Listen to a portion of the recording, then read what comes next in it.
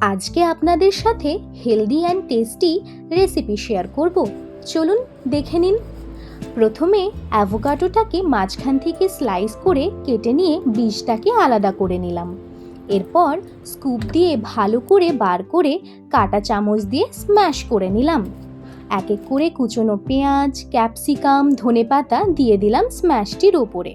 এবারে veg mayonnaise, গোলমরিচ, Italian seasoning, peri peri মশলা, লবণ এবং লেবুর রস দিয়ে ভালো করে মিক্স করে নিলাম।